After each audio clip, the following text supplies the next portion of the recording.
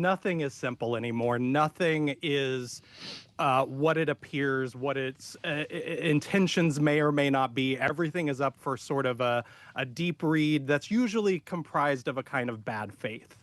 And, I knew earlier this year, I actually wrote a different Bloomberg editorial about this, that when the Snow White remake tanked, and suddenly people were eagerly ascribing it to making it an Israel and Palestine issue, I was like, oh, we've really sort of crossed the Rubicon here.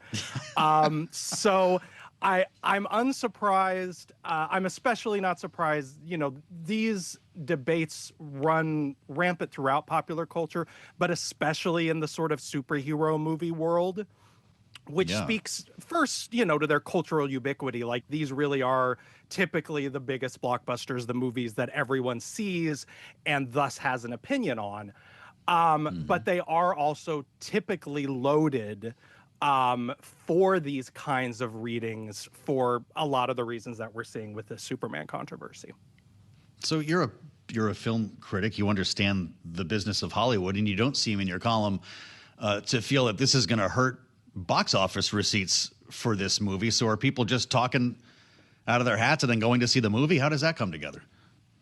I mean, I think it's very easy to sort of overestimate the effect that a small number of extremely loud voices can have.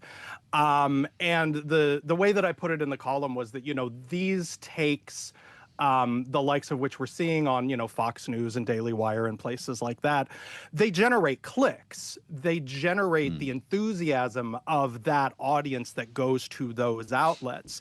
But those probably aren't the audience for these things anyway. The best sort of example that I've found was recalling the hullabaloo from a lot of the same people over Barbie a couple of years back.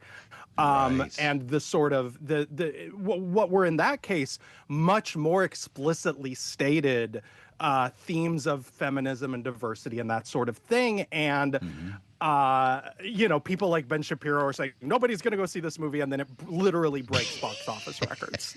And then someone posted today, someone found a clip of him the weekend after Barbie came out, saying, well, you're going to see a second weekend drop off on this like no one's ever seen. And there was no second weekend drop off. It's just,